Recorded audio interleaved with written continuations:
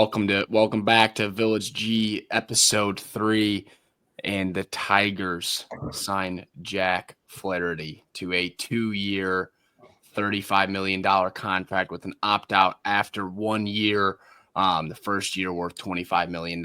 So virtually a 1-year deal, but a huge step in the right direction for the Tigers. A solid addition to the team, definitely an upgrade to the offseason. But yeah, what are our thoughts on the signing and what it means for not only just Jack Flaherty and his future with the Tigers, but also putting together the rest of this offseason as we move into spring training, which is almost 2 weeks away now. I mean, I think it's one of the moves that it kind of fell back into our lap. Like obviously there was interest both ways, but there were rumors that Flaherty was going to field $80 to $100 million, and that was probably we weren't going to pay that. But the fact that it got dragged on so long and gave us a chance to get back in, it couldn't be a better fit. Like obviously we all wanted him, the entire Detroit fan base wanted him back, and you don't see a lot of times when guys get moved at the deadline and the fan base or the team goes, oh, but yeah, we have the chance to sign him back, and they actually sign him back. And Scott Harris traded Jack Flaherty at last year's deadline, and then after we traded him, we make the playoffs. We use Trey Sweeney from the trade to help us make the playoffs. We get a top 100 prospect in Thyron Lorenzo from the same trade, and then he comes back for essentially the exact same amount of money for the next couple of years plus some in the next offseason. Like you just don't ever see that. And shout out to Scott Harris. I mean, he pulled this one off almost, I wouldn't say out of nowhere, but out of nowhere. And it's one of two moves specifically that we've talked about wanting, and it's in the bag. Yeah, kind of going off of that, I think obviously it's a win-win for both sides here. The Tigers get to add depth to their pitching rotation, which I think pretty much solidifies them, I think, as a top 5 pitching staff here. And I mean, you have the number 1 pitcher in baseball, and Flaherty, the success he's had with us so far in one season is kind of crazy. I mean, I think he only played this is probably his most healthy year since 2019, before COVID year. Yeah. And so, I mean, seeing him, and I think his agents and he finally realized he wasn't going to get that 5-year, kind of like that big time money. And so I knew he definitely kind of hinted a little bit at coming back to the Tigers, and definitely was something we all wished that would happen. Definitely checking off the list for us. And so pretty happy that he's back. And I know Scooble's pretty freaking pumped that he's back as well. His Twitter follow, Jack Flaherty's Twitter was unbelievable for the last 2 months. Man, yeah, he actually broke his own news. He beat passing to the punch too, so that was awesome. Good for him. I mean, yeah, good for him. But yeah, his Twitter follow was awesome. Yeah, I think the big thing is getting him before pitchers and catchers report. 100%. Yeah, February, love that take. Coming up. I mean, this was a pretty huge signing just to get him in here. And like we talked about, he wants to be in Detroit. And that's the type of guys that we need to bring in. I saw as soon as the news came out that he signed, he posted a picture of Scooble just fired up on the mound, and then Scoob's reposted it on there. But those two love each other, and they got each other back as a little 1-2 punch. And hopefully we can just keep that going. I think you're completely right, Sean. I think they're a top 5 set of arms now in the MLB. Yeah, I would just say go ahead. It's not. I don't think it's a little 1-2 punch. Like Scooble and Flaherty, like as far as like you give them we get a playoff series and we have Scooble and Flaherty, and then you just toss the third game out to pitching chaos, right? Because that's something that we're gonna employ, especially if we in a playoff set. It's like good luck. Like you're gonna get in that last game, you're gonna get the Brisky, Holton, Hannafy, Herder, Vest, Canely, Foley combo. Like good luck. Yeah. Right? Yeah. Because Flaherty and Scuba are giving you 6-7 every time. Yeah. And I mean, I think this year's gonna be a big year for Reese Olson. I think he kind of needs to take that next step, and he takes that step. It's not even about pitching chaos. That's your third. That's the point that I wanted to make too. Is like the pitching chaos was cute, and it worked great. And Hinch and Feder and what they were able to do with manufacturing those games and using those bullpen arms, we saw be the death of us in the Cleveland series. Right, it was completely unsustainable, but. we're moving away from that completely. You're talking about frontline starting pitching, which is the backbone of any team who has gone on to actually win the World Series in the last 10 years, basically. But I don't honestly, think we'll move away from it. Since the dawn of time, obviously through the regular season, there's going to be stuff, there's going to be injuries, but you're talking about almost 10 guys that can start games for you, right? Scooble, Flaherty, Olsen, Job, Cobb, Mize, Keeter Montero, Matt Manning, and that's just your 8. Ty Madden. And then Brent Herter, Sawyer Gibson Long. And then Sawyer Gibson Long. Like, you're talking about just those guys that have starting experience. That's 10 guys right there, not including what could be, a Hannafy in a longer role or a Brant Herter in a longer role. So, like, the pitching chaos thing is effectively over. And so we're just talking about one of the deepest and best pitching staffs in all of baseball. If you top to bottom starters all the way down to bullpens. And so I'm thrilled with what that's going to look like as a pitching guy myself, and how we're going to be able to, more reasonably navigate through the regular season. And then obviously when push comes to shove in the postseason as well. But I think one of the bigger things too is that, Detroit is now proving itself to be a destination for free agents, especially pitchers, right? Like, this is a pitching lab that has now rapidly developed a track record for ascending pitchers to incredibly high levels. Like, from Scooble, like the guy who's gone from a ninth round pick, mid-level prospect to what he is now, or guys like Flaherty with career revivals. And you see the young guys, the bullpen guys, like your Herters, your Hannafys, and then like in starters, for example, like Keeter Montero gave us good innings. Reese Olson's given us good. Obviously, we're looking for a huge season young guys too. And then on top of it, we have the number one pitching prospect in baseball just sitting there waiting to take his swing at the rotation, right? So you're talking about a staff that has now the number one pitcher in baseball, the number one pitching prospect in baseball, a top 3 bullpen in baseball, and now probably top 5 to 10 rotation in baseball, right? Like it is, and it's all because I would be cautious about the top 5 thing. They are top 5. Yeah, it's just like from top to bottom, like every guy in that bullpen can give you outs in multiple ways. I mean, and not even the bullpen, and the entire staff can give you outs in multiple ways, right? Yeah, and there's going to continue to be new guys too. As long as Federer and Robin Lund are here, like, we're going to continue to produce guys in the bullpen. None of the guys that Scott Harris has drafted, these vert break freaks that he's drafting, have even showed up yet. Like, there are some freak shows coming. Like this Michael Massey kid from Wake Forest, he's one of the better relievers in college baseball, got hurt, he's battled through some injuries. Like, he's coming. You want to talk about there are guys fastball? Michael Massey has an FU fastball. And there's 3 or 4 high school guys that will be coming along the pipeline in like McGonigal, Clark, Rayner range or Lorenzo range that are going to be the next wave on top of the core we already have. So this is, in 2 years, Scott Harris has built a, almost like you could say, an institutional juggernaut. I mean, there's depth everywhere in the organization. And on the pitching side, now you supplement it with Flaherty, and there's one more move on the offensive side, and that you supplement in that you solidify the cornerstone of the offensive side of the ball with Bregman, right? Which I think now you're hearing from guys like Petzold and Stavenhagen, our 2 main beat writers, like they're more convinced now than ever that Bregman's coming, opposed to a few weeks ago, a few months ago. Petzold today literally basically direct quoted saying, I think we're going to get him. Like that was basically the quote. Like you guys can go ahead and keep going, but I'll look up the tweet.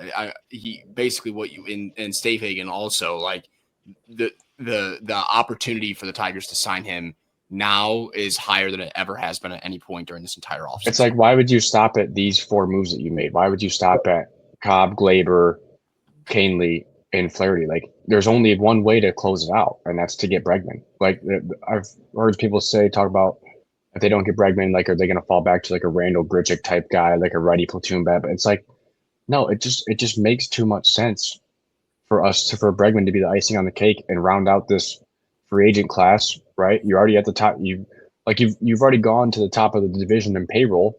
You might as well keep going, right? You might as well finish off this offseason the right way.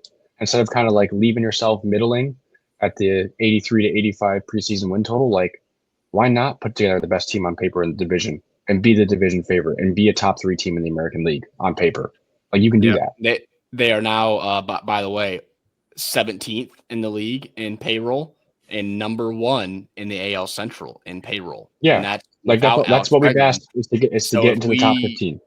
If we get Bregman, that probably it might is that put us in the top 10? Like that's incredible. No, like, I won't put us in the top 10, but I will put us in the top 15, which is all we asked for to be in the top half of the league. But hey, the direct quote from Petzel at the end of his article is Tigers are still interested in Alex Bregman, ? Yes. Will they go get him, ? Honestly, I think they will. I think the Tigers are going to get Alex Bregman. Like, that's a crazy report. That was this morning. That was 7 hours ago. But. Well, yeah, and like Jim Bowden tweeted out too. He was like, I think he's saying that the Tigers have the best offer on the table. So we know that the money's been put forward. And all of these signings just adding up or just adding to that. And like he's been a priority for the Tigers this whole offseason, which is good to see. Mm-hmm. Now it's all about him just signing the pen to the paper and getting the deal right. So yeah. And I think every single move we've made has helped our team in every aspect we've needed this offseason. And I think that's even more of a bigger buy-in for Bregman to see that we're for real. We're being serious. Like I feel like I was just gonna say that Flaherty signing is a bigger okay, like they're going all in. You got your pitching depth right there. You got Glaber, which was a good deal for what we got him for. You bring in Bregman with our young core. We went to the playoffs last year. They all got experience. Bregman's, one of the better performers in the playoffs recently. And you need that. He's one of the better playoff players of all time. He's like 3rd in playoff homers all time. Yeah.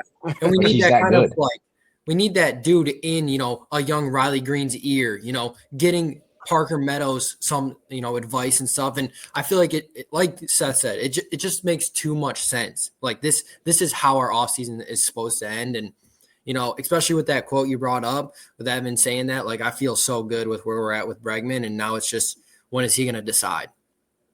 Every move that Scott and them have made has just been made, signed, and dealt with the last move being for Bregman to fill in the spot. The whole team has literally been built around now this last signing of Bregman to come in. That's what it is. Yeah. The whole team is ready for him.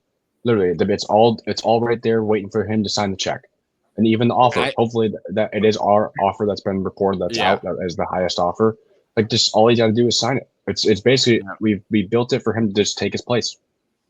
Yep, and I think like what is so intriguing and makes the Tigers such a desired landing spot is we have shown to a guy like Bregman and then honestly free agents in the future that there is going to be a plan in place to win at present day and then also years from now as well.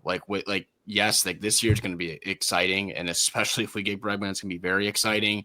But I mean, 2, 3, 4, 5, 6 years from now, there's going to be more and more and more high level prospects, and prospects don't always turn out, but we're going to continue to see high levels of player development throughout the organization to a point where there's always going to be a guy in waiting for a position, right? I mean, the amount of guys that we have that are high level prospects that are going to come through the system is game changing, right? And so, but we've also made the commitment with signing guys like Glaber and Flaherty and Canely, and so it's about building the farm, infusing the roster with major league talent at the right time. That's what Scott Harris said he's going to do. He stuck to that. And I just think it's really, really exciting, and it'll be great once pitchers and catchers finally report here soon.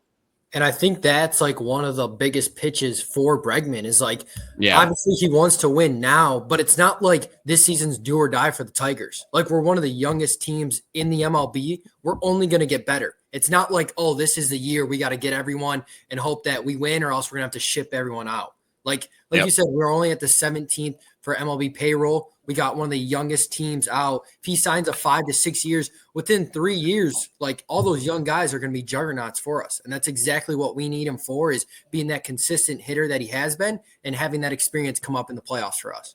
That's what we missed out on last year. And look, we took the Guardians to 5 games on Scooble's back pretty much with no pitching rotation and pretty much no gas up in the tank. I think no offense. 4 for 45 with runners in scoring position for that series. It's Zero offense. It's like, come on, if Bregman's there, we easily win that at home.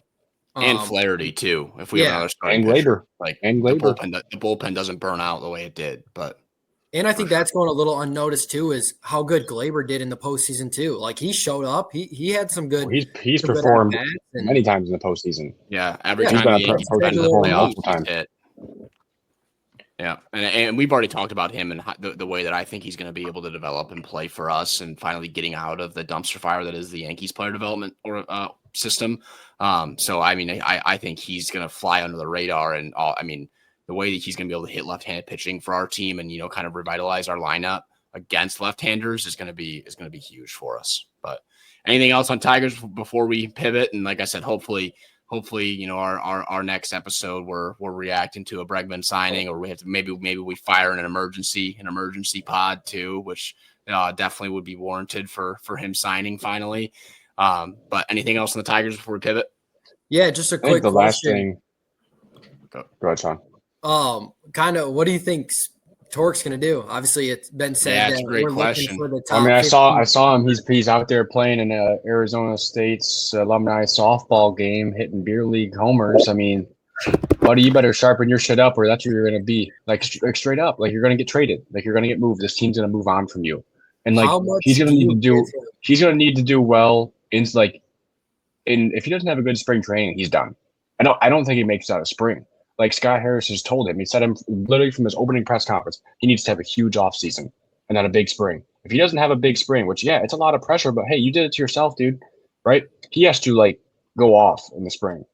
Like there's no room for error. I don't think he has to go off. I think he's going to be he needs to play well in the spring, and he's more than likely going to be on the roster unless he gets moved. And I don't think you can just move a former number 1 pick who's hit 30 home runs in the show for nothing. So, but here's the thing: it's like if he doesn't perform in the spring, if he doesn't perform in the top 15 guys, he doesn't make the roster. No.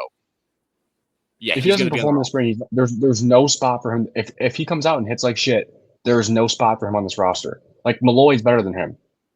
Like he deserves to be on the roster. If we have Bregman,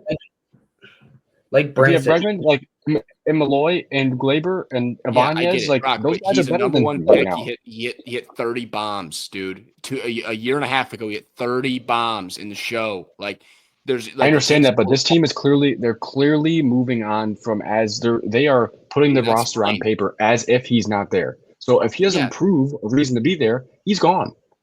Yeah, but you at least bring him up in the big league camp. You keep him on the 40-man, and you trade him. His career's not gonna be. Well, he's not gonna leave the 40-man, but he's not gonna be on the 26-man opening day roster if he doesn't hit. All right, but regardless of if he hits or not, he will more than likely be traded. And what I'm saying is, you can 100% honestly, the best case scenario is top 15 prospects. Best case scenario is if he has a pretty damn good. And now this would be getting Bregman. If we have Bregman and then Torque has a great spring, I'd trade his ass then. That's what I would do. I would trade him if he has a good spring and we have Bregman. I would trade. This is a big hypothetical world, right? If we don't have Bregman, he's basically solidified to be on the roster. But if Alex Bregman comes to town, right? You got Keith at first, Bregman at third. Those are your corner infielders. That is your corner infield, which gives him no spot because he's not better than Malloy. He's not better than Malloy or Ibanez against left-handed pitching. He's not. Yep. So if that's the case, then he has no role on this team. So the best case scenario would be for him to have a great spring and trade him. I just don't think we trade him until probably the deadline. I think he'll be on the team until then. I think Scott's I know he said he's got to get his shit together, but I think he's pretty much made it clear that they do still believe in him and that, they're hoping for him to have that big, spring, show him. What was it, 2 seasons ago that he hit 30 bombs? And so it was 23. He basically hit him. He basically hit 20 something in the second half. In the show, they were mostly all in the second half. They're not just going to punt They're not just going to punt on him, right? Like he like you can't just do that with the number one pick, right? And I know that Brock, I know you're not a fan, but like, dude, he played pretty damn well in the postseason, man. He played good in Bro, when Houston. he was heading in the postseason, when he hit that double in Cleveland, I was yelling so damn loud. Like I want him to do well so bad. But this team is clearly operating, especially if they get Bregman, as if they're moving on from him. And that's okay. Like that's just fine. 100%. That's what I'm trying to say. You don't just panic and burn the whole damn thing down. My thing is like the thing Just with leave. Bryce Young. Just leave. I'll cut it. My thing's the thing like with Bryce Young in the NFL. Like you're not gonna trade away a former number one guy for dirt cheap just because he's underperformed. It's different in baseball. It's different in baseball because there's been for every like Bryce Young in the NFL, there's like 3 or 4 MLB number ones that like think about guys like Moniak and Mark Appel and guys like these number one picks who have just completely flaked. What I'm saying is you don't ship him off at his lowest value. Like the only number one pick to ever make the Hall of Fame is Ken Griffey Jr. I know, no one but else has listen, made it. Brock, you're not even listening to what he's saying, bro. He's literally just saying that the Panthers didn't trade Bryce Young last year. I understand that, but it's different in baseball. The number one picks aren't a sure thing. In the last 5 drafts that have happened, 21, 22, it's 4. 21, 22, it's just 23, value 24, play. It's not like you're going to be top 5. It's like the crypto market right now. You're not going to sell it off because it's low. You're not going to panic. You're going to hold on to it. Shit is low. Yes, it is low. Off later. Shit's down. My last question here before we move on is: what is more likely to happen? I love questions. Trade Casey Mize first or Spencer Torkelson first? Torque. I think you're looking at the same thing both ways, but I think probably the answer is Torque because I think with. But the problem is, like, here's you want to know why? You want to know why? Because hey, I saw this tweet this morning. Casey Mize is 18 months younger than Jack Flaherty. He's old. I just saw that too. Prospect. Yeah. He's an old like he was an old player in college. Like he was a year older than so he was old for his grade in college, and then he's had the Tommy John now, and then also he spent the years in the minor leagues as well, and so but yeah, he's 2018. When did he get drafted? 2018. It's 2025. 2025. So but yeah, I just don't think there's a market for him, and where I do think that's why I was gonna say is like I don't even think who would want him besides the Rays. They already took one of our guys, which is good by them. That's what I just said. So nobody would. I don't like he would have zero. There's not a real market for him. But Torque, there's a market. Like yes, like there's a team that wants to give him. There's always gonna be a market for power potential. A full season of at bats and see if they can fit. Or if he can fit with them, and especially getting in like a hitter friendly ballpark, like a weird team. Like what about like the Reds? Like a team that's got a hitter friendly ballpark. Yeah, but they're loaded in the corners. They're kind of loaded in the corners with younger guys. Yeah, they got like Spencer Steer is like their guy. They have CES and Encarnacion Strand. Like they have. Right, but I just use that. They have a hot guys. Hitter friendly ballpark. Like there's a couple of them. Dude, the Rockies would trade for Spencer Torkelson so fast. Oh, I could see him ending up in like Milwaukee. Oh, he could end up in San Diego as part of the fire sale. What if the Tigers made another Death Star move and just included Torque and a couple other guys for Michael King, and then just made the best rotation ever? Like there's moves to be made. Whereas Casey Mize, I don't think there's as much of a market. It just isn't, man. He has never shown the ability to command the baseball in the big leagues. It's getting sad. It's getting sad for him. Or stay healthy. I wouldn't say it's getting sad. It's just like it's black. Why not? Why wouldn't you? It's more black and white than that. Like you just listen, like he obviously had the Tommy John. He's never commanded the ball well. He had the 1-2 punch as a weird thing, the fastball split. Like you don't really see that from that high level of prospect. Bro, he got drafted for his splitter, and they're saying that now it's like an unusable pitch. Yeah, I know. Like it's a tough spot. I would love to get to that point if you would stop freaking interrupting me every single time before I get there. Like you just don't often see a high level pitching prospect be as dependent on such a weird outlier type of pitch like that. And he's never shown the ability to command that at the big league level. And his fastball command was also something that was a strength of his in college that he just absolutely has been unable to do. Whether they've tried to go with four seam or put the sinker on him, he just can't command the baseball. Like in his slider's a bowling. Not a bowling ball. It's a cement mixer at times. Mixer. So I don't know with him. It's unfortunate, and to have 2 number 1 picks in 18 and 20, and I don't know. I mean, they were both pretty bona fide. One No, one's the 2020 draft was just all a bust. But like, I was going to follow you up. They were slam dunks. Those 2 were slam dunk picks. Well, there was nobody else to take in either of those drafts. The 2020 draft was the whole first round was a crapshoot. Like, there wasn't really anybody that's the best player is Corbin Carroll. Well, he was like in the beginning of the second round. Yeah, it was the weirdest class ever kind of scouted because there was nothing. Like, they missed the whole summer, so like it was the most in the dark that scouts were in the last probably 20 years or since the since the iPhone, or like being able to mass produce media. Drafted? That was a 19 draft. That was Adley, Bobby, Julio, Riley.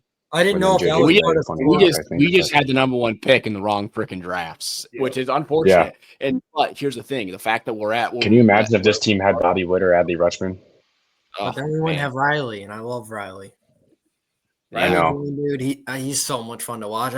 I hope that Riley was our 2019 pick, right? Mm-hmm. He was so that worked out. But that's how loaded that class was. So the class is kind of come and go in waves. It's weird how it works. But anything else on Tigers before we move on and keep letting Brock interrupt every single one of our points? All right, perfect. I got takes, dude.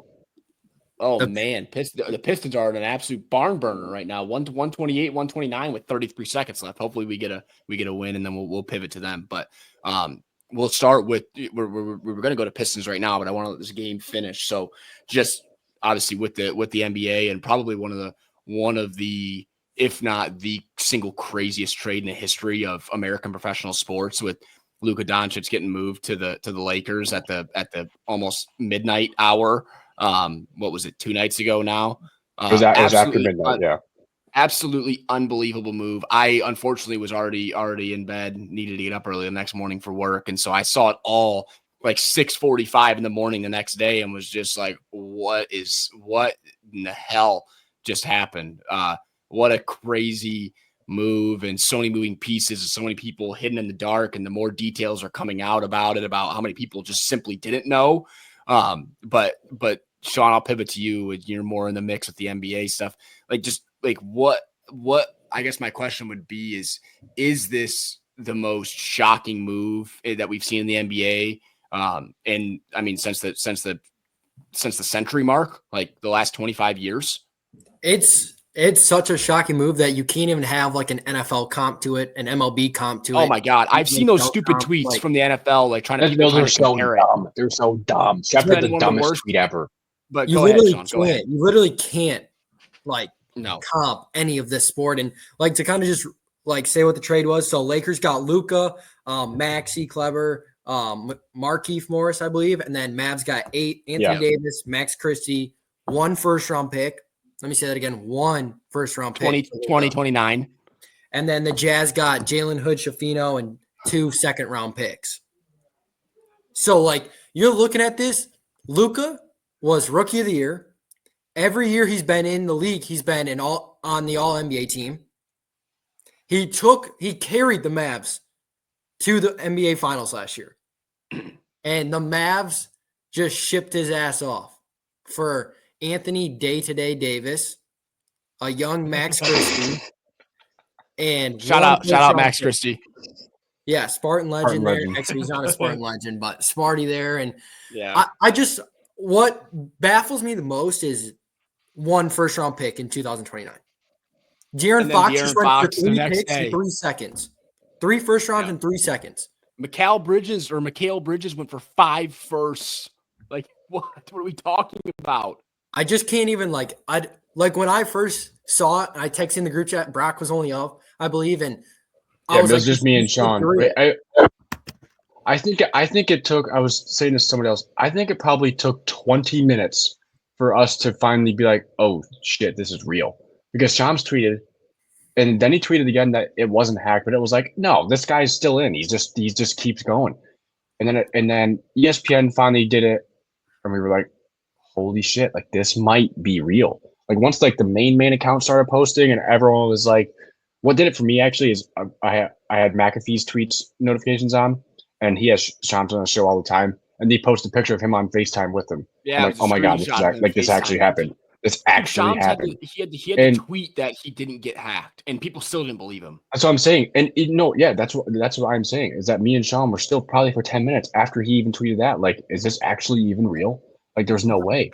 I just think the fact now that's coming out, I think it's real. Like Luka, when I I think saw one of the breaking news, Luka Doncic, like I was like, oh, this is It's like unfathomable. This, Like if you would have said he would have, I mean, before the move yesterday, was he a top 3 most untradeable player in the league?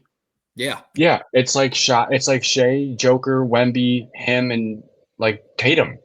That's it. And Giannis? I don't know. Yeah, but Giannis says every year he wants to go to the fucking Knicks or Warriors. So I don't. Who knows? Like it's crazy. Yeah. He's insane. He said he was happy that Luka was in a bigger market because he wants all European players to be in the biggest markets. He's a troll. Like he's gonna leave eventually. He's gone. I will say though, that's another point. And Seth made that point in our group chat earlier.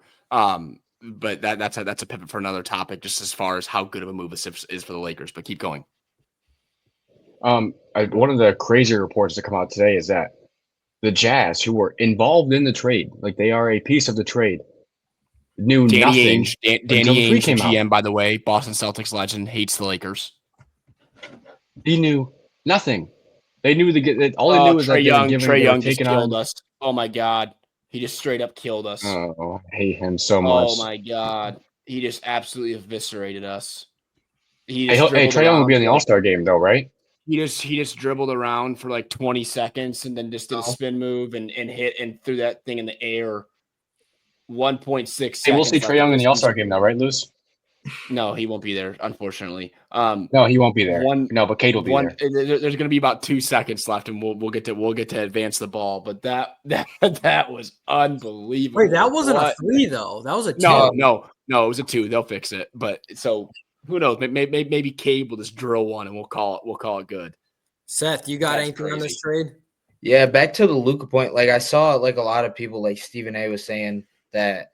Oh, it sounds like the Mavs GM, like they were pissed. I know the big thing was him coming into camp, like, what was it, 20 to 30 pounds overweight? Yeah. And they just thought he just wasn't taking stuff serious. And it's like, it doesn't matter if you think he's taking stuff serious or not. You have a generational talent on your team that is dropping on what's his worst year this year, which is still 25 plus points a game. He's 25 years old, dude.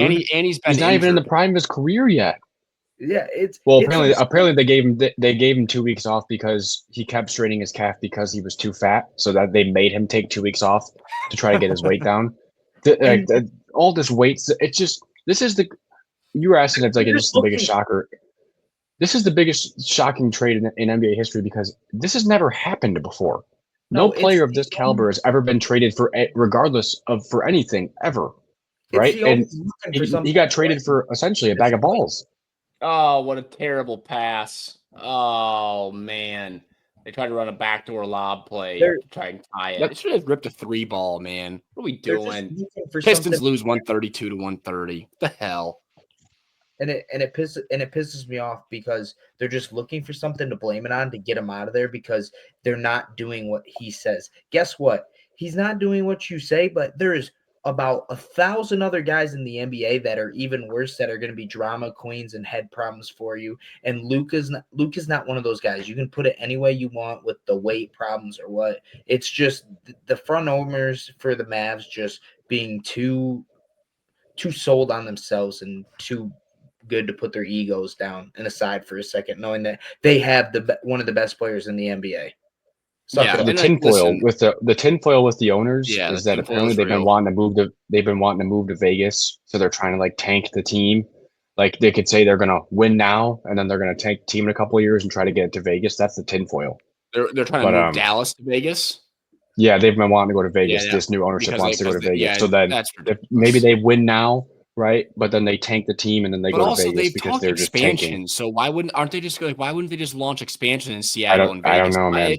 I don't know. But like, here's the thing with Luka again, just like I think it's just a complete failure from the organization, from the organizational standpoint, because like you are going to complain and say he's not listening to this, he's not listening to that. And listen, being successful in professional sports and whatever, college sports, whatever, it comes from, organizational leadership and front office, from the ownership down to the GM to the coach. It's all about what you're willing to tolerate, right? So at some point down this line, they have let Luka think that he could behave in the way that he behaves. And so now this is what he thinks is acceptable and okay. And they have no structure in place to be able to tell him, like, hey, like, you have to, like, you can't do this. And it's hard to do that with obviously big personalities that are star players and that are the forefront of your franchise. But you got to have the right people in the building that are able to press the right buttons and, put their foot down when they need to and have a good relationship with him so that the whole operation runs. And so it's a complete failure. What's the GM? I don't know his name, and no one knew Nico his name Harrison yesterday. He's going to be Nico completely Harrison. fired after. I mean, they'll scapegoat him, and rightfully, he should have been fired yesterday. Like, I don't. It's just an absolute failure from him, and then also, but it's also the owner's fault as well for not putting the right pieces in play. And so you can definitely tell this is a new ownership group who's trying to put their footprint on what's happening with the franchise, and it's a complete and utter failure. But I would say from the Lakers standpoint, it's a home run. It's an absolute home run. You fell in their laps. You have life after LeBron. That's handled now. And it's you're gonna be able to elevate the Lakers even more worldwide than they already are. And you take a foreign, a European superstar and place him in the biggest market in the world in Los Angeles. And so it's fantastic for them. It'll be great. It almost doesn't feel real until he finally puts the uniform on and plays. That's going to be shocking to see, let alone what it looks like with him and LeBron playing on the floor together. But I don't think that probably happens much longer. LeBron probably is I don't think he'll retire, but he'll probably be on a new team next year. It just depends on where he'll end up. But what an absolute win for the Lakers. And you still have all of your picks. Like, if you want to go and find the right superstar to pair with him, see ya. There you go. Trade your picks for him. And then you can grab the right guy, or obviously. Like, what if they go ahead and call the Kings and call the Kings for Domantas Sabonis? Right? Yeah. Like, they could do that. Well, they have everything left. Is they don't have many picks. Well, they don't have any. The only other pick they have is like a 31 or something. You trade freaking LeBron. You trade LeBron. Yeah, people were saying that. It's like their future is so set now. Like, who gives a shit about LeBron? Just trade him. And like, I think the Lakers kind of made this move to show that, because people were saying the GM this, the GM that. I truly don't think he was involved. I think this was so tight. This was so tight between Nico and Rob Pelinka. Well, let me get my take off before I forget it, because I tend to forget. I think this was so tight between Nico and Rob Pelinka. They might have been the only two people on earth who knew about this. Yeah, like, so I wouldn't doubt the buses didn't even know. I wouldn't doubt they didn't even know. You're wrong there. So Stephen A. said on First Take today that the only people that knew were the ownership groups and the GMs. So, and also it was so tight. It was so airtight. Yeah, I know exactly. So there were rumors that Clutch Sports over this past year and a half have been the ones who are making decisions for the Lakers. Listen, man, Rich Paul didn't know. LeBron didn't know. None of the players knew. None of the coaches knew. None of the staff knew. It was literally the two GMs and the owners. So you're talking like so you're talking about Rob Pelinka, Jeannie Buss, Nico Harrison, and then whatever Dallas ownership group, whatever. You're talking about at max like 10 people. Like, and none of which were actually the people that have influence on the actual freaking games. It's bizarre. It's one of the most bizarre things that happen in sports in the last definitely in the social media era. For something like this to go under the radar in this era is unfathomable. This would never not get leaked out, right? Like everything is chronically online about our generation. Yep. Like, how in the hell? It just also proves that if people don't want shit to get out, they can make it not get out. Yeah. But like, for the Mavericks, it's like, hey, this probably would have been something that if it was truly like they started these conversations a couple weeks ago, why not start an absolute bidding war? Even if you you were set on Anthony Davis, like we want Anthony Davis. You could have dragged Anthony Davis. You could have gotten Max Christie, Austin Reeves, and whatever picks they have left. Like, you could have gotten it up to that, but they just panicked. Like, why would they choose now to push the panic button on Luka? Oh, concerned about the weight, concerns about how his behavior. Like, you could have addressed that when he came over as this 18-year-old Slovenian who had never been in the country before. Instead of waiting until you were just about to give him $340 million. He's like, oh no, now we don't want to. Now we don't want to. Now we don't want to. Yeah. It's like you had all the time to prepare what him are you for that. willing to tolerate? What are you willing to tolerate, man? That's all it is. And so actually another thing on Bill Simmons podcast, he said that this has been in the works for about 2 weeks now. Rob Pelinka and Nico Harrison on phone calls, and basically that Rob Pelinka just swindled his way into a deal that originally included up to 3 first-round picks down into the deal that it was now, literally over the span of 2 weeks. So this isn't like, but that's where more of the tinfoil hat stuff comes in, because like, it's like, did Nico Harrison owe something to Rob Pelinka? Is there something weird going on? Because like you said, Brock, how in the hell are you, if you're the Mavericks, are you not starting an all-out bidding war for Luka? Like, so it's crazy. I'm sure more. They could have made the Spurs give up. They could have made the Spurs give up Castle, Vassell, and 18 first-round picks to pair Luka with Wemby. 6 of their every 9 pick they've ever owned. First-round picks they have. Yeah. And it's just like, when you look at it, I know, like, speaking of that, like JJ Redick. So after this trade, after they were like, the JJ Redick theories and the strings are fully dug into the Lakers, by the way. Yeah, JJ Redick got the phone call an hour after, and it was a phone call with Rob, AD, and JJ, and they let them both know what was happening. Then it went to Rich Paul, and Rob called Rich Paul, found out, and Rob called LeBron and let him know what was going on. In all of that, the fact that, like we were saying, it didn't get out at all is crazy to me. Like you said, like with social media now, everything gets out. And so kudos to them for keeping it. But I think Nico just got outsmarted in this entire thing. Like you said, it was supposed to be Dalton Connect, AD, and 3 first-round picks. That's what the original thing was supposed to be. Yeah. And they got it down to AD, Max Christie, and a first round in 2029. And then they're getting back Luka, Maxi Kleber, which he can play. He can shoot the 3 ball. He's fine. He's hurt right now, but he's hurt right now, but like, he can play. And then Markieff Morris is just a guy who's gonna be the veteran voice in there, and he'll fight a couple teams. Yeah, like he'll be perfectly fine there. And it's just like, looking back at it, it's like Nico's the one. Mavs GM is the one who joked around with like, oh, would you do like Luka and AD? And Rob's like, are you serious? Like, Rob's like, well, and did you, and like, so are you talking about that same Bill Simmons clip? So like Rob Pelinka's argument, or not argument, but kind of pitch to Nico Harrison was like the weight and the drinking and all this, like he sold Nico Harrison on that, not anything that had to do with the details of the trade, but more so of, hey, like, I don't know, man, this drinking stuff's a problem. His weight stuff's a problem. Like, I don't know if he's worth these 3 first-round picks. Like, it's crazy. It's one of the, like, dude, every team in the league wouldn't have cared at all about any of that if you could say, give me Luka Doncic, even though he may be a little bit overweight and he likes beer. Like, we'll take him.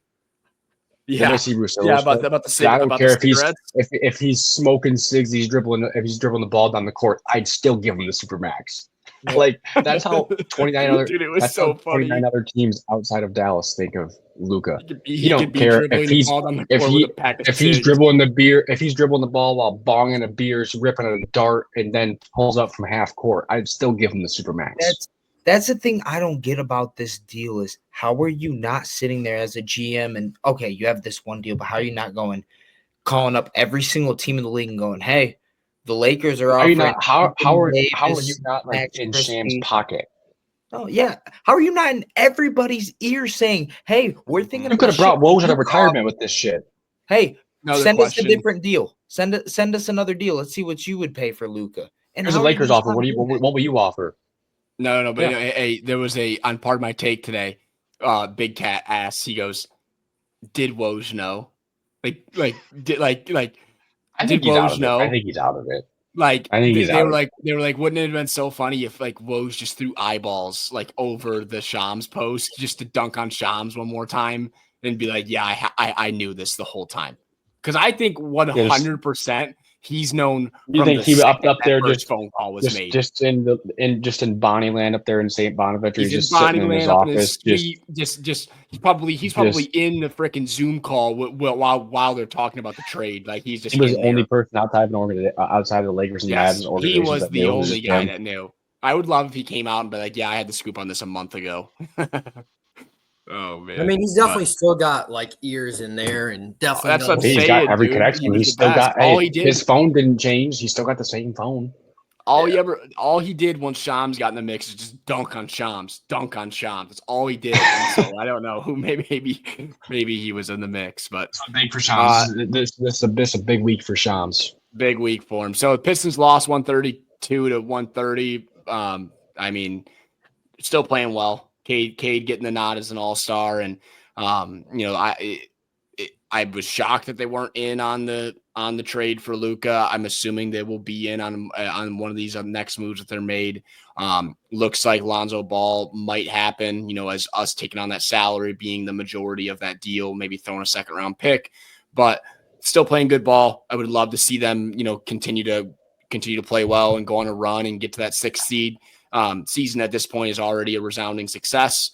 And so just continuing to play well, everyone stay healthy is the main goal, I would say, as we move forward. But be interesting to see if they really get tied into any of these deals, and maybe if we get somebody that's actually a future piece. Like, I don't know if Lonzo Ball is a future piece or not, but we'll see. I guess, but they're still fun to watch. I love watching them play. It's fast paced. At times you can play good defense, and at times it's like I don't really know what's going on here, but they're fun, and it's fun to have them in the mix, and hopefully, like I said, they make a run at the playoffs. But any Pistons takes that we have before we move on? No, kind of like you said, they're just fun. Obviously this season already is a success, and if they're able to even just sniff the playoffs, like that's just more of they're sniffing. They're gonna sniff. Well, no, not just to play it's more of like they just got to to contain this success and keep it up. Yeah, you don't want them to like fall off and be like, hey, we got this, and then fall off. But like that would suck if they fell off a cliff in the second half. Yeah, I don't see that happening. That's why I just want them to just keep balling, and maybe not trading anyone keeps the team together. Like that's one of the main things we got to focus on. I think they're pretty. This team is together already, on that. So yeah, just keeping them together. And if Lonzo Ball comes in, I think he's a great addition to just helping the guys out. It's another kind of veteran piece to just kind of talk with, Sasser, getting him. He's young. Sasser, I was about to say, he's huge for Holland. Sasser. Like, it's just kind of like that kind of stuff, just letting them know. And Lonzo Ball, Fred Vincent, our assistant coach who helped him with his shot is he was the guy that fixed his shot in Chicago. Yeah. Yep. And Lonzo's shooting pretty damn good so far this year. So that's just another. Somebody else miss his shot.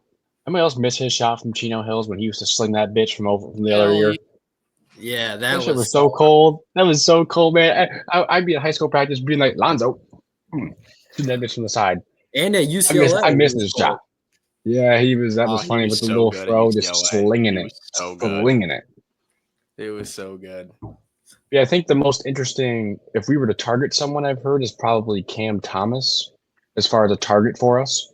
I don't know if it's like possible, but like if we were going to go get somebody, I think he would be the guy that would be the most intriguing as far as like not us just facilitating a trade.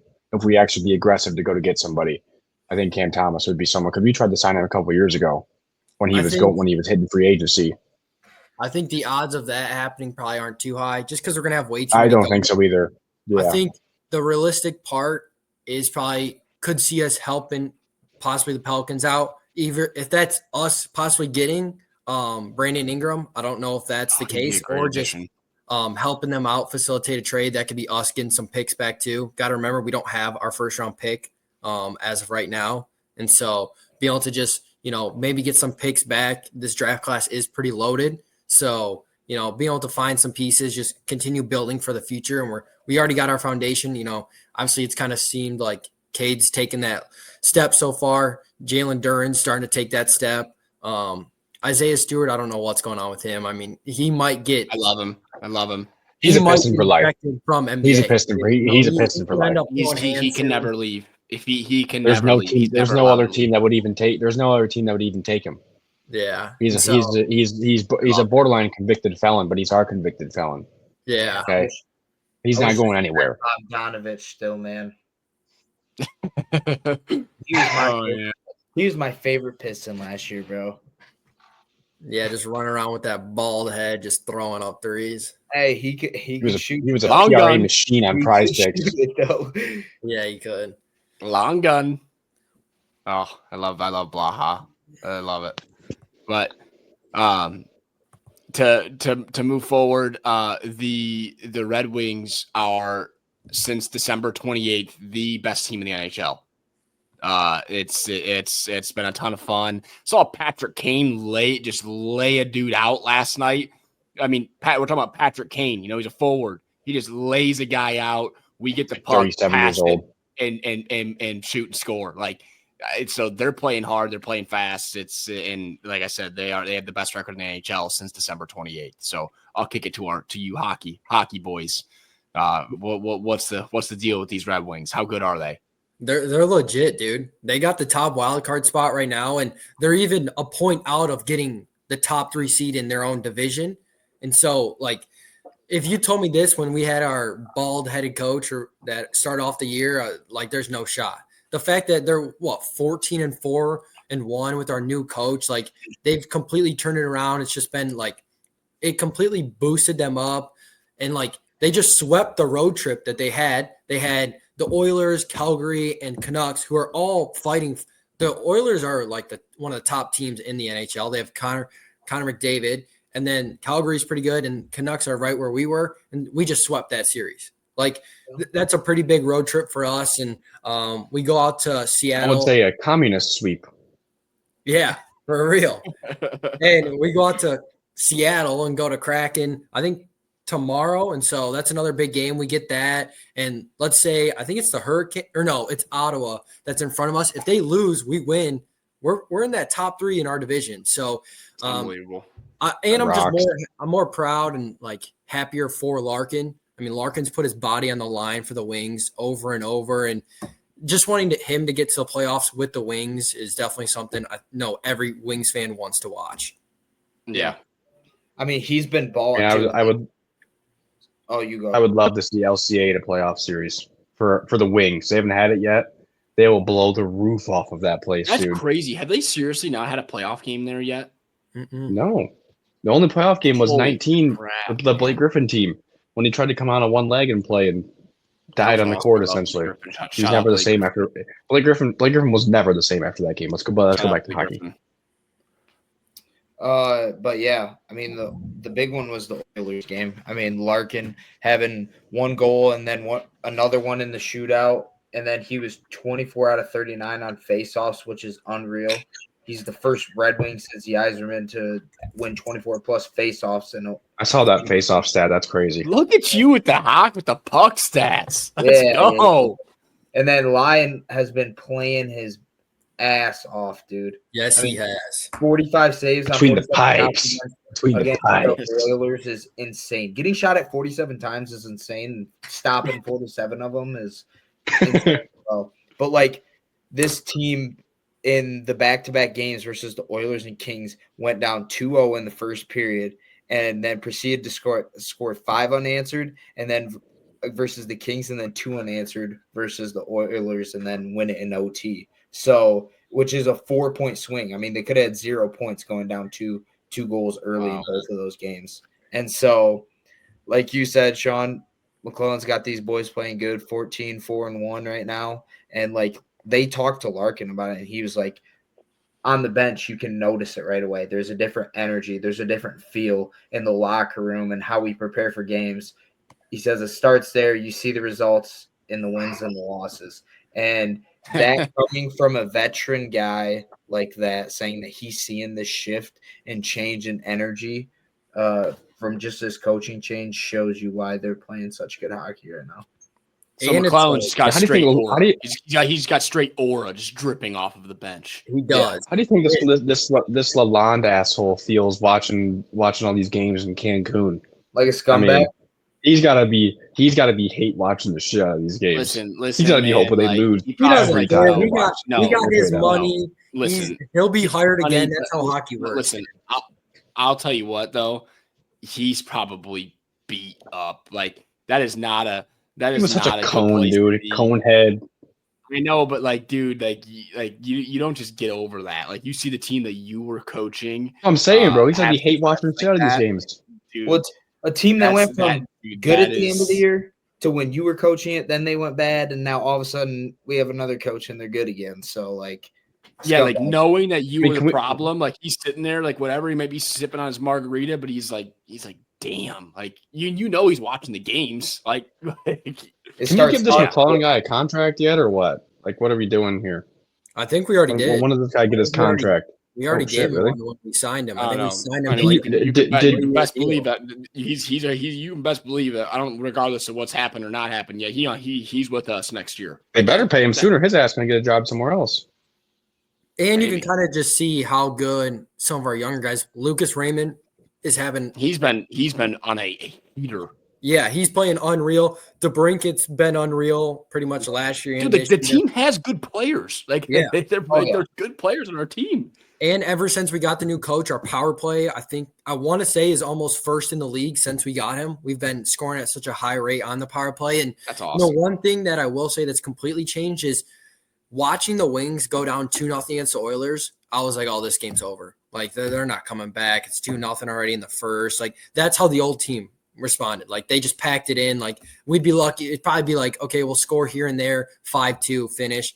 The fact they scored 2 in the first and didn't score again the rest of the game, and like we came back, like that just shows how much of a different team this is. And it's kind of just starting to remind me, of the Tigers last year. Like, we thought we were going to pack it all in, and, we were 9 games out of the wild card with a month left to play or something like that. And 8. It's just like watching the Wings play has been so much fun. And, hopefully if they do end up getting that, top 3 seed in their division, they get a home series at LCA, man, that place is going to be booming.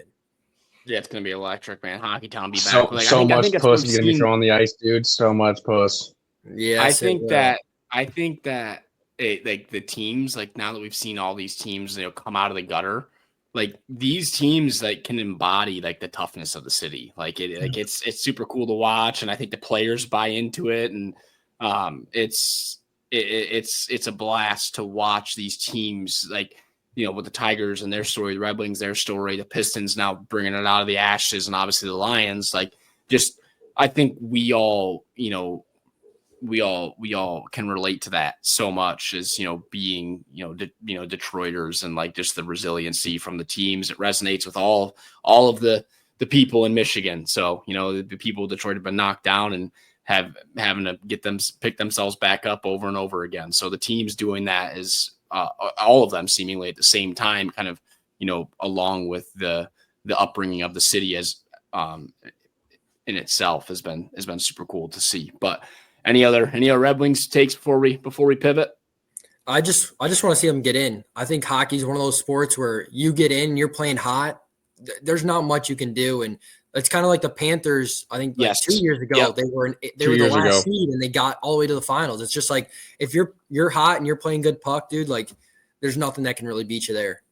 Yeah, hockey's one of those sports. I think it's hockey and baseball are the 2 sports where you just got to get in. Like football and basketball, I think like the better teams are normally going to be the ones, like especially in football, and then obviously in basketball as well.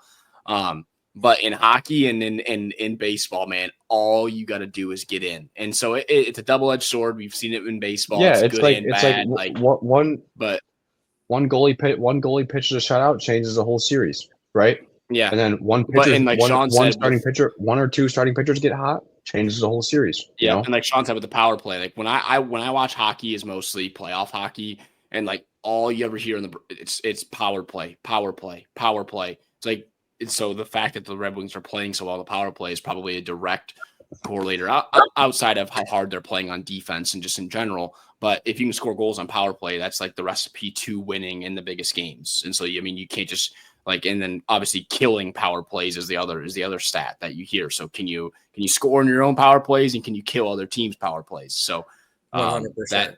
that is when I turn on them playoff hockey series, and obviously with the Red Wings being as bad as they've been, that's when I've watched hockey. It's all you ever hear. So yeah, it's been great, and just like the Pistons are getting national attention, the Red Wings are starting to get some national attention. The Tigers have been getting a ton of national attention, right? Because I think they're the team that people have honed in on for Bregman.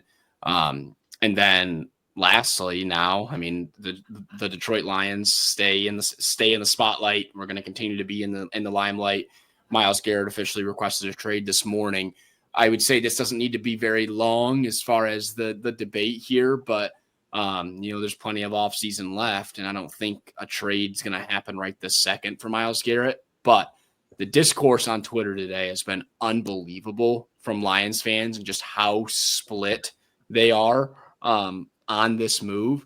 But what are your thoughts for each one of you? I'll go last, but just, are you in favor of trading for Myles Garrett? And I would say, for the sake of discussion, it costs you 2 first-round picks and 2 third-round picks. I say take it. Absolutely. I think if you have the chance to go get a guy that is a top edge rusher, you go get him. The other thing is, too, with the 2 third-round picks, we're getting 2 third-round picks for Aaron Glenn. So there's that. So you can just trade those right away. Thanks, AG. We appreciate you for being part of the Myles Garrett trade. But, yeah, I think, to your point, I think 2 firsts and a third or 2 thirds is going to be what gets it done. Because, I mean, I brought it up a little bit earlier when we were talking in the group chat, but Khalil Mack, when he was 27, when he went from the Raiders to the Bears, his deal was 2 firsts and a third-round pick and a 6th. And the Bears also got back a 2nd-round pick, too. So they got Khalil Mack and a 2nd-rounder for 2 firsts, a third, and a 6th. So I think that's around it. And real quick, do we remember how dominant Khalil Mack was on those Bears teams for those couple of years? Yeah, he won Defensive Player of the Year his first year there. He was dominant for the Raiders, too. Unbelievable. I mean, that was prime Khalil Mack. And, Myles Garrett is still very good. A little bit past his prime, I personally think. I think he's still one of the best defensive players in the NFL, even though he's not playing at the level he was probably. One defensive player 2 years ago now, 2023, defensive player of the year, man. He's still a top 3 edge rusher. Oh, yeah, 100%. I'm just saying you're not going to get that. You're going to get a great year out of him. But here's the thing. With him and Hutch on the same team, like one of those guys, I don't know if they have a 20 sack season. How are one of them not in the backfield on every pass play? I know. That's how? And so here's the thing, right? And so here's where I've seen Lions fans kind of split about it. Like, I think Lions fans are still new to winning, and we are too. But just a lot of people don't understand how the league works and how salary cap works, and so Myles Garrett is owed, I think it's like $19.5 million next year, and then he expires the following year. So he's not a 1-year rental. We get him for 2 years. Yeah. It lines up really good with our timeline for this is going to be my point. JMO, Branch, Kirby, Hutch, and their extensions. They can sign their extensions whenever they want. The money just doesn't kick in until whenever the Lions decide it needs to, based on the cap. And so Goff's deal is going to be restructured as well after the 2 years. But the 2-year window to really go after this is the 2-year window to build like this super juggernaut. It's right now, and then you put the pieces together after. But like Myles Garrett doesn't, like, you're not going to have to sacrifice an extension for Hutch or Kirby or Branch or JMO for Myles Garrett. So in my opinion, 2 firsts and 2 thirds, if that's going to be the price, or 2, I don't give a shit if it's 2 seconds, like whatever it may be. And if the picks are for the next 2 years, if you plan on contending and making Super Bowls, they're going to be 28 to 32 anyways. Who cares? Dude, can you find good players here? Yeah, but you can also find good players in the 2nd and 3rd and 4th rounds, like we've proven we can find. For every Jahmyr Gibbs, there's a Brian Branch and a Kirby Joseph and all those type of guys in the 2nd round. Yes. And second, only third, fourth thing that I round. would That's why I say said with- that. Like I think this is a quick debate. Like I don't think it's much of a debate. I think it's a pretty straightforward, cut and dry. Like you do the damn deal. If it's for 2 firsts, I do it for 3. I do it for 3 firsts. I don't even care. The thing that I'm wondering with Myles Garrett requesting this trade is he says he wants to win. So it sounds like the Browns Yeah. said, "Hey, we'll hand you This a is a blank good check." point. This is a good point. My thing is he going to be willing because he's going to have a say on where he goes? Yes. He's going to be willing to go to the Lions? Yes, he might win, but guess what? That win might come at the price of, hey, you're not going to get a contract from us because we don't see you in the future after the next 2 years. So that's something I guess we can go at in here too. Like, do you think As far as contenders goes, like I've heard that like the Ravens are gonna be shooter. They will not trade him in division. They will not do that. No. Right. Absolutely. And think of the other contending teams, like to the Browns. From the Browns to the like Ravens, is he going to Kansas City? That deal.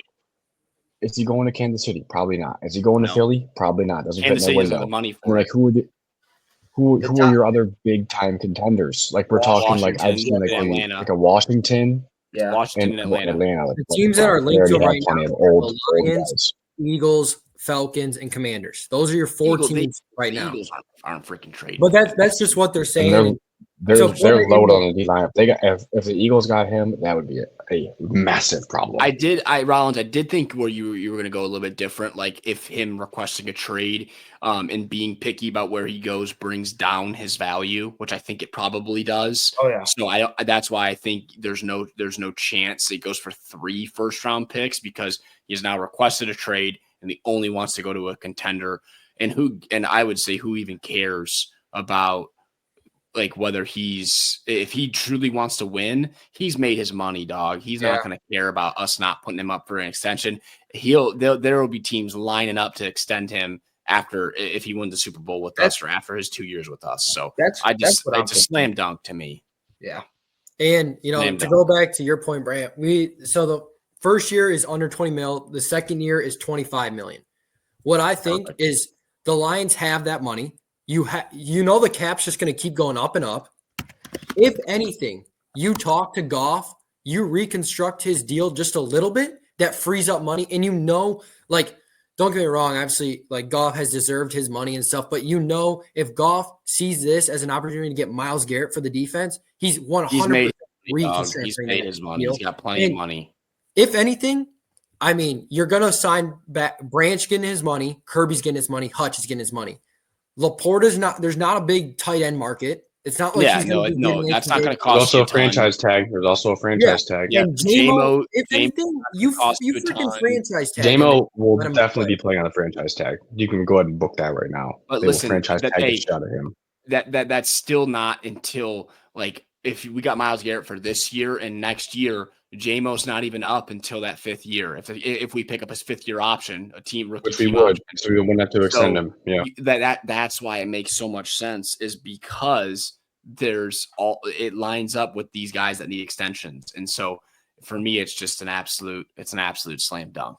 Yeah, it 100% is, and it's just more of does Brad Holmes have the balls to do it? Does he? We know he loves his picks. Exactly. And so if he has the balls to do it, I mean, this is a home run pick. You have Hutch and Myles Garrett on each side. That's what you've been missing is that other person. Like if you have those guys, that's less pressure on the secondary, right? That's more forced throws that can be thrown into our safeties and less pressure on our cornerbacks to dominantly win your man press every rep. It's less time for them to just run around. We might not even play. I mean, we that's a topic for new later. Defense too. We don't even know what we're gonna be playing like. What better way to get a new defensive coordinator broken in to give him the best edge rushing combo in NFL history? So that was where did I see that point at? But somebody made that point. Like you lose 7 assistant coaches. Like what better way to kind of cover that loss by just putting the best possible team that you could put on the field and put a multiple time defensive player of the year award winner with also who is the number 1 pass rusher in the league in Aiden Watch might be minus odds to win defensive player of the year next year. Yeah, Especially I mean, Myles if he gets Myles Garrett, you can go ahead and book it. If Aiden Hutchinson even plays close to 16 or 17 games, he'll win the Defensive Player of the Year. I would love to see him break the sack record. I think he could. With the other thing is too, if you get Myles Garrett, him and Hutchinson together, undoubtedly the greatest pass rushing duo of all time. No doubt. NFL history. How do you stop that? You know, The next closest is Mathis and Freeney, right? That's probably it. I'd probably say, man, who was it who played with Reggie White? And the only reason that's considered the top duo ever is because of Reggie White. The year that he had. Did DeMarcus Ware and Von Miller play together on that Broncos team? Yes, they did. And that would be but DeMarcus Ware was really old. Yeah, I know, but he was still good enough to let Von Miller absolutely destroy defenses. Like he was so good for those couple of years. And I mean, I think Hutch is going to be put up for comeback player of the year. He's easily going to win that. Like he might be to start the year minus 500 odds. Well, I don't think he's going to win because he's not going to win. I don't think they're going to give him comeback when he wins DPOI. Oh, I don't think they do that. He's taking it all. If you think he isn't coming out for he was going to break the all-time pressures record. You think he's going to give a shit about the comeback player of the year if he wins Defensive Player of the Year? Dude, that's still something that they play for. That's still something he's probably going to. Wasn't he going to break that? He was going to break the pressure record by like 100 pressures or some shit. Yeah, exactly. Crazy number. Dude. He had like 20 more pressures than everybody in like what, week 5 or something? He was still one of the top sack leaders in week 11, I think it was. Yeah. Like 6 weeks every He had more pressures than Andrew Van Ginkel did before a week 18 matchup. Oh, my God. Ginkel. It's crazy. But obviously, there's not much more else to say on the Lions. But the one thing I did want to bring up is how crazy of a contract did Ben Johnson get? I don't care if he was the best signing of the offseason. He was a top head coach. 5 years, $65 million makes him one of the highest paid. $13 million a year for Ben Johnson. That's what they said it was going to be, $13 million. That is insane. It's going to be a crazy buyout in 3 years. Yeah, but when he burns out in 2 years and Caleb Williams is out of the league, that's going to be a bummer. And he doesn't have Goff. He doesn't have that offensive line. Doesn't have Gibbs. Doesn't have St. Brown. And everyone's trying to say oh, they got DJ Moore and Dunze or whatever. Bite me, dude. Those guys aren't shit.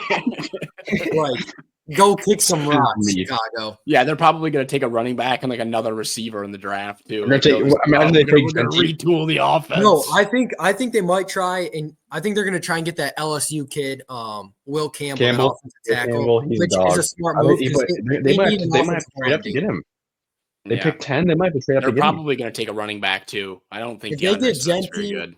Nothing. I mean, what, Swift and Genty? No, you're probably talking about like a second round running back, but those are probably looking at this running back class is crazy deep. They were. I heard Rollins nice little slip in there. Ben Johnson. I missed it. What do you say? I missed it. What do you say? I said they're probably going to try and go after Kyron Lacey too. He's got to get. I saw that they were Ben Johnson's kind of in Iowa running back Caleb Johnson, who he was pretty good at Iowa. So, dude, there's so many good backs. You got Judkins, Travion Henderson. It is the best running back class ever. Ollie Gordon, Ashton Genty, Caleb Johnson, Cam Scattaboo. There's a kid from North Carolina, Marvion Hampton, I think his name is. Yeah, Omarion. Yeah, we'll talk about him a little bit later. We'll talk about him a little bit later. Oh, also, okay. I saw a tweet. With the 37th pick in the draft, the Oakland Raiders select Travion Henderson. You can go ahead and book it. With Chip Kelly going there now. Oh, yeah. Chip Kelly went to the Raiders. You just book it. You can go ahead and book it. He's going to take Egbuka. He's going to pre-select Jeremiah Smith. He's going to take Travion Henderson. They honestly might try and tank to get Jeremiah Smith. Well, it's not next year, it's the year after. Oh, yeah, because you can't. Oh, my God. Dude, they might take for Arch. They might take for Arch. They might take for Arch. Well, that's what I've been hearing. All the NFL executives don't believe in this quarterback draft class at all. No. Well, no, they don't. Good, but Cam Ward's going to go number 1. So I don't think anybody else is any good. So no, it's going to be a bummer for those teams. You want it to where if you're bad and you actually earn that high pick to where you can get your quarterback, but a lot of these teams are going to be shit out of luck and having to do the same thing again next year and be horrible because there's a couple of good quarterbacks in next year's class, especially with Arch, who's probably, I mean, obviously he hasn't played yet, but who knows? Yeah. And then the last thing I wanted to ask, or quick question, obviously on the St. Brown podcast, they talked about it, but what do you think about the NFL talking about possibly switching up the playoff format and the fact that it's going to be best record overall? And then obviously if you win your division, you're still going to get in the playoffs no matter what, but the season's going to go to I think that can happen next year, and it's the most obvious thing that they could possibly do. Easy fix. Division, same thing with and the college football playoff is no going to matter do the same what. thing too. So the NFL playoffs and the college football playoff. You win your division, you get in, right? But like even for the NFC and AFC South, like yes, those teams, there still is merit to winning those divisions, but you're going to be the 7th seed. Auto bid, not an auto buy. That's all. That's the same thing with the college football playoff. I also think the 18 games thing is ridiculous, and I get it. It's all cash. We're gonna keep going. But in 10 years, it'll be 20 games. Dude, how many games are you gonna do, man? It's already so much on guys. You think they actually care about player safety? They don't give a shit about player safety. They're money making. Though. If you start playing 17, 18, 19, 20 games, you're gonna have guys that just sit out. Like teams are You're gonna have to have 2 bye weeks. The NFLPA is gonna step in. It's gonna be. Yeah, you're gonna have to have multiple bye weeks. If you put it in an 18th game and a team like the Lions has a week 5 bye, I'm going to week 13. We play, whatever, bad team. Like we play the New York Giants who are 0-13. Like I'm just punting. Like if we win, great. If we lose, fine. Like we have a winning record, but like your guys need to rest. Like you can't play that many games, man. Yeah. All right, lastly, talking a little bit of college hoops, big bummer. Michigan State goes on the road, obviously out west to USC. I didn't think they were going to do the thing where they go out west and play like shit and lose. They did exactly that. So that was a big bummer. Hopefully they bounce back versus UCLA. I would say that, my go-to guy on Twitter for MSU basketball, DK, he just said it was a bad positional matchup for us and watching the game. And that was after the fact. And then I didn't really think that much of it watching the game, but they're long, they're athletic, and they could really test our wings. And we didn't shoot great and we came out just dead, slow, and you lose. So big bummer. Hopefully that was their first Big Ten loss. Hopefully they got to get a win versus UCLA. If they lose to UCLA too, that's a real big problem as far as winning the Big Ten regular season goes when you haven't played Purdue or Michigan yet or Oregon. So definitely need to handle business and get back home and then go on your run from there, because that gauntlet stretch is coming. It's 2 weeks from now when we go. We talked about it a couple weeks ago, but it's like Illinois, Purdue, Michigan or something. It's crazy. So we got to be ready to go for that and hold our lead. But and then Michigan hoops, did they have a good week? Did they have a good bounce back week? Well, they only played one game. They beat Rutgers. Because we recorded on Monday or Monday and Tuesday. But yeah, they've only played one game since, and they went to Rutgers and beat them. I remember you saying Rutgers is a fascinatingly bad team. They're gonna have 2 guys in the top 5 of the draft, but they're not any good. 11-11. And we won by 3 points with them shooting 33% from the field. And you want to know exactly why? Because turnovers, 17 of them, and we won the basketball game. Dude, I'm telling you, man, if they can stop turning the ball over, they're going to be so damn good. Like Danny Wolf is addicted to turnovers. He just likes handing them out for fun. He's also addicted to double doubles. Yeah, and then triple doubles with turnovers. I mean, he's just playing 2K out there, man. He's got he's Danny Wolf averages 3.5 turnovers a game. He's a point forward, man. He's a point forward. He's just slinging the rock wherever he feels, man. He's like a skinnier Joker. That's literally what he is. That's awesome. And he is good. And that was a good win for Michigan, getting out of there, keeping obviously. I was saying good bounce back with 2 wins, but we did record when they already beat Penn State. That was a big time win for them. And then, being able to beat Rutgers, that was big for them. Just kind of, they're winning the games that they kind of needed to win. And that you don't see that a lot in the Big Ten. The Big Ten kind of tears each other down with, a lot of the kind of crappier teams beating up on some of the top teams when they're at home. And basically going back to that MSU game, watching it, I mean, you're not going to win many basketball games on the road when you start off scoring 7 points in the first 9 minutes. It was 21-7.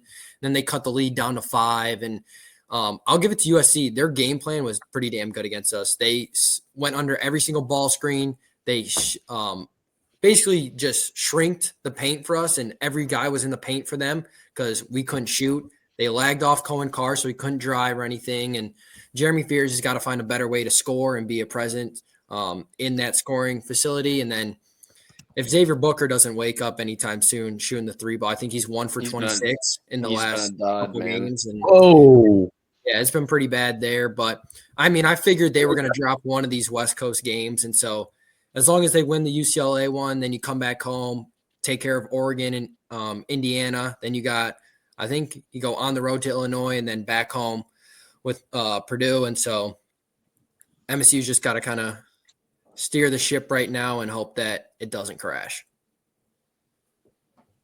I think they'll be fine, right? I mean, I think they've proven all year that with the depth of the roster and the overall the way they've been winning these games, like they don't rely on the 3 ball. They don't turn the ball over a ton. They're really stout on defense. They can score in multiple ways, right? They're going to be fine. Yeah, and I remember mentioning it last week. Are they going to get West Coast id? And they did, right? It happens, but I wouldn't be worried about it. No, I'm not too worried. It's more of just you got to keep that. If they bounce back tomorrow and they come out hot and everything, they should take care of UCLA. It's just those slow starts on the road. That's where you're going to get killed in the Big Ten. That's how you lose in the Big Ten. That's how you lose in the Big Ten. And I mean, Michigan did that in Purdue and just got absolutely flooded. They never had a chance. You let a team get going on you when they're at home, you're in trouble. Speaking of Purdue, when they play Indiana, what a disaster that the Hoosiers are. They had that game all the way and absolutely pissed down their leg. And, I didn't want to do it to you Michigan fans this early, but might be saying goodbye to Dusty May already. Where's he going to go? Because that Indiana job's opening up, and that's where he's from. That's his hometown. Man, you think he'd go out in 1 year? Yeah, dude. With how he's turned around Michigan this fast. And Indiana has way more. Well, it's not like Michigan needed like some huge turnaround. He brought in a couple of players. Yeah, they did. They were horrible. They were a dumpster fire. They were a joke. They were so bad. And then the bad part about that is they have a history of being good. Players, Dusty May's taken all the players in the roster. He's taken all the recruits. He's taken that kid from Orchard Lake. They're all going to Indiana. I don't think he's going anywhere. But Wolf and Golden are graduating.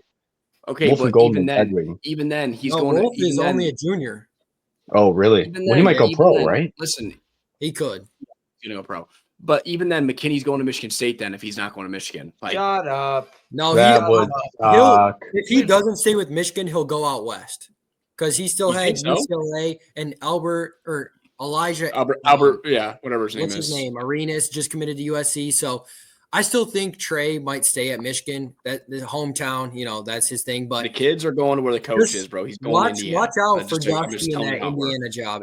If that Indiana job does open I've already heard those rumors. Man. Offer him some money. And one of my good buddies, who's a big Michigan fan, they were already kind of saying like Dusty could be going over there, and it really just depends. Indiana could go on a heater, and it could save Mike Woodson's job for one more year. No, he's gone. I don't think anything can save that guy's job. Yeah, I just think like Indiana's like kind of like they're a little old school. Like they don't want to fire the coach in the middle of the season, but like he should have been fired weeks ago. Like it's a joke how bad they are. They're having players fighting each other and yelling and screaming at each other. They spent $2 million on Ballo or whatever his name is. He sucks, dude. Dude, he's been a cancer too. He's been a cancer to their team. He's been so bad. And that's what I kind of hate about this NIL deal, and that's what I'm so happy with. Don't get started. We could be here for hours, dude. Izzo's not going to give in to giving someone $2 million. No player in college deserves $2 million. Not in basketball. Yeah, not in basketball. There's not a single player that deserves that. There are definitely football players that are worth that. We've seen that. Your Jared Messi, your quarterbacks of the world, but not in college basketball. No, unless you're Cooper Flagg, man. Like I'm sure he's making quite a bit of money, but like outside of that dominant player. He's unbelievably good. The Bulls got their pick back in their trade, so they have a chance at getting him again. So that's good for them. But yeah, there's not a player in college basketball besides a very, very select few and a handful that are worth that much money. Yeah, I agree. Yeah, because and then even if they play good, they'll take it and then they'll go to the NBA or they'll take it and they'll transfer. Like it's just not a good return on investment either way. Mm-hmm. So, all right, we can wrap up with our buy or sell. I'll go last this time. I don't care who goes first, but anybody that wants to fire their buy or sell, go ahead. I mean, my buy is obviously I'm buying all of Scott Harris. I mean, I love exactly what Such an easy buy. It was someone had to do it. Yeah, especially with everything he's doing. I think he obviously got criticized a lot, and I think more of that comes from Pizza Boy not spending so much. And I think a lot of us take it out on Scott Harris, which a lot of teams do that because that's the GM, that's the voice of the Tigers. But I mean, like we said earlier, trading Flaherty, getting Trey Sweeney and a top 100 prospect, and then we just signed him back. Like that doesn't ever happen. The fact that he pulled it off, and if he pulls off Bregman, like, I mean, he's here to stay. He's shown improvements, and so I'm all in on him. I mean, he's building a juggernaut. Like there's so many of these freak show kids that we have in our farm system that are going to be absolute monsters. And guess what? Even if we don't see them, they're going to be used to trade and get us better players that are more big league ready at the time. Like what he's done in 2 years alone with this farm system, with guys like Clark, McGonigal, Briseño, Lorenzo, Job, like all these guys, like it's all a testament to him and yeah, Rayner, and like what he's done with this player development and revamping the entire player development system of our organization. Yeah, and like, the Jack Flaherty trade alone is an absolute masterclass. That's like like the laser eyes meme to a T. Like that is so that is so awesome. And like let's not forget, like not that just he's done this in 2 years. We've said that a couple of times, but like how bad of a spot we were in. Well, does anybody the regime like?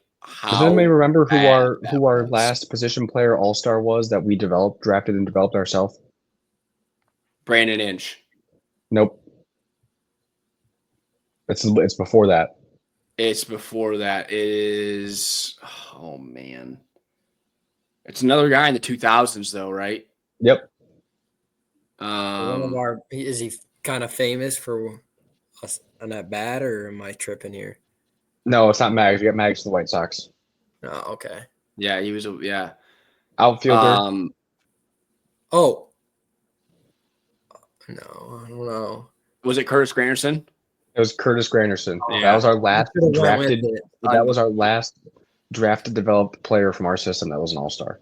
Well, when Riley was last year. Yeah, before Riley. That's what I'm saying. Before Riley, that was our last. I'm glad Riley got kind of player who he drafted. That was he deserved. Yeah, and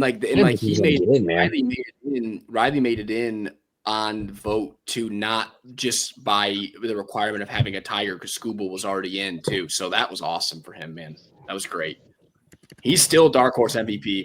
I mean, he's got a real shot to do that. Got 30-30 written all over him. Also, one thing. I don't know if he can steal 30 bags. Before we switch it up, shout out to Austin Jackson. He was on a podcast with Parker Meadows and a couple other guys. And he said he's on Tiger territory. Yeah. Yeah. And he said Parker Meadows can easily win a gold glove every single year he plays. Like he can win a platinum glove. So much praise. He said that too. That he was doing. And so just wanted to shout him out there. Definitely having a big year for Parker this year. Also, does anybody know how jacked Austin Jackson is now? He's so jacked. He is huge. He's on so much TRT, dog. Good for him, man. He looks great. He's jacked. All right, but I'll go. Unless Rollins, you have something real good. I'll go. I'm gonna sell. In my sell, I was watching college basketball every week. I was watching Houston, Texas Tech, and I flipped this game on, and they're talking about how Texas Tech's best player, JT Toppin, got ejected from a game in the first quarter, basically the first quarter. I know it's the first half. Like 5 minutes into the game, he jumped in the air, his leg kind of kicked out from under him, hit a guy directly in the balls. Right? They gave him a flagrant 2 and ejected him from the freaking game. So my sell is college officiating. The Big 12 already came out and said that they need to get this shit figured out with this referee. It was one of the worst calls I've ever seen. and then the coach lost his mind, rightfully so. It was awesome. It's the new rule with officiating. Any type of hit to the lower section there, flagrant 2, you're out of the game. It's a joke. Absolute 3 times in the joke. Big Ten already. It ruins the game for the kids. Their coach lost their mind. He threw some shit into the stand, like launched some shit into the stands. It was fantastic. It's my as college fish day. What a joke. And also, Texas Tech on the road at Houston won that basketball game with no coach and no best player. Went on the road and won that game. Shout out to them. They're undefeated in Big 12 play. They're gonna rise up the rankings. What a huge win! One of the worst calls I've ever seen.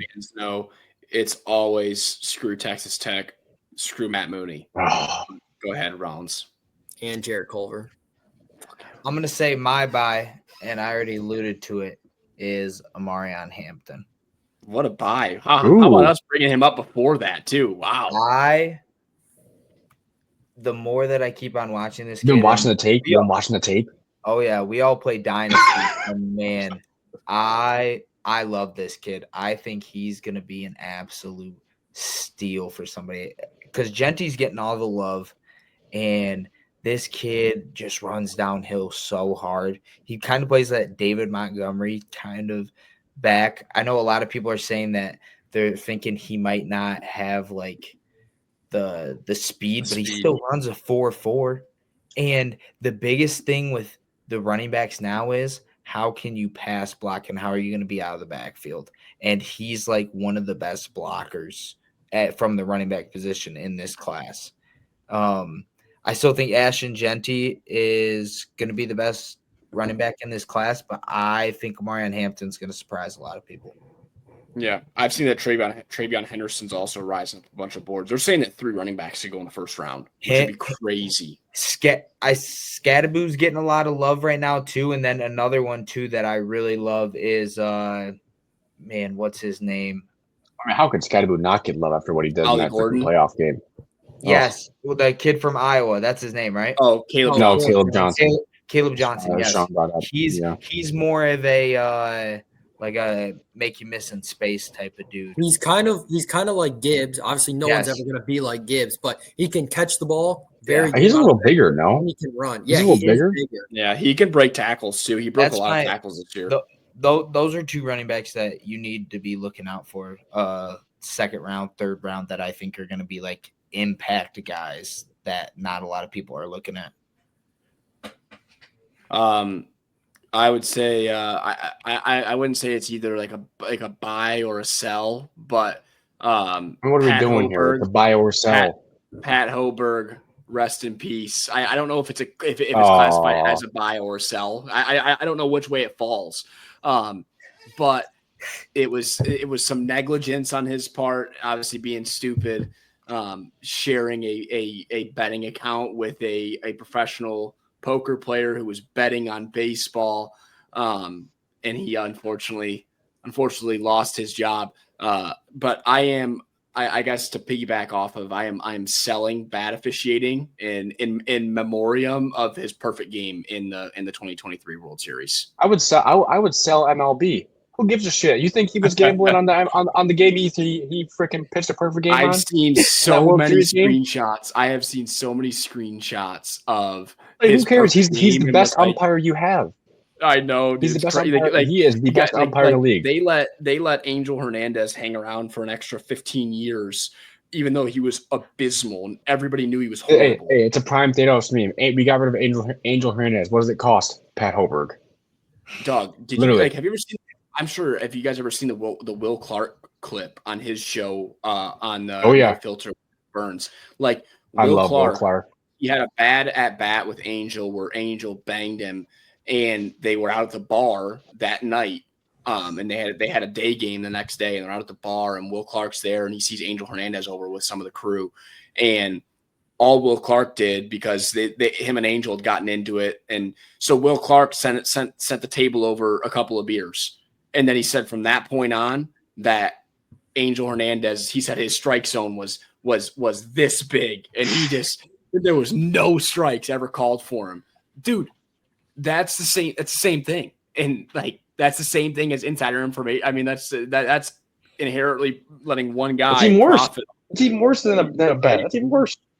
right? So It's like what do you think's going to happen when you have every advertisement is a sports book? I mean, shit. All the teams that why are it's so Bally's, dumb. all the teams that were Bally's are now FanDuel Sports Network. Like, what do you Dude, think they is going to happen? They show the Like, player props on the ticker as the game's going on for live. There's a betting. section Put in together every game. parlays before the They put game. together a parlay before every game. They show the live odds and live total in every game after the first quarter. Like, what do you think's going to happen? Yep. Dumb. Yep. So definitely selling on MLB and in memoriam of Pat Hoberg. Perfect game in the World Series. But all right. Anything else before we shut her down? I don't think so, man. Hopefully, All we right. get some Bregman. Hopefully, we're talking about Bregman. Hopefully, we're talking about I was Bregman. really this time hoping. next I week. was really hoping I was gonna get a passing bomb as this thing was going. Oh, get off it live? Get it live? Yeah, that would be great. But be on the lookout for an emergency pod. Hopefully this week. I mean, I will say to finish up, like what Rollins was. I think you were saying a little bit earlier. Even though I think the hitters don't lose as much from the pitchers, you got about a month to really get this deal done before he starts missing spring training reps. I don't want him to start slow long. if we get him. No, because a month, that means it's March. We're almost. The first game. We've already reported. The last week of February. Like the players report like a week after. The players report like a week or two after pitchers and catchers. Like they don't report that far after. The games don't start until the end of February, beginning of March. So you got about 3 or 4 weeks to make this thing happen, and so hopefully we'll be on the lookout. Well, he's not an idiot too. Like he's going to sign before that. We just got to make sure the Tigers just have to make sure it's with them. I They think have the best offer out. He will have a He's team. just They need to waiting. make sure they need to make sure that they have the best offer out right now, so that as soon as once he feels like it's getting too close to spring, the best offer on the table is us, and he can take it. Yeah. Yep. So hopefully be on the lookout. Emergency pod. Good reaction for Bregman. But that'll do it for episode 3. We wanted to shout out socials too, right? What are our socials? Twitter and Instagram. Instagram's just VillageG_pod. That's what we have it as, and then I think Twitter is the same almost. Yeah, it's just VillageG_pod. Awesome. So those would be linked down below. Hit those links. Hit the follow button on both those accounts. We're going to start throwing some clips up and tweeting out and posting out the podcast. Like, comment, subscribe. Like, comment, subscribe. As well as YouTube, right? So we're getting a little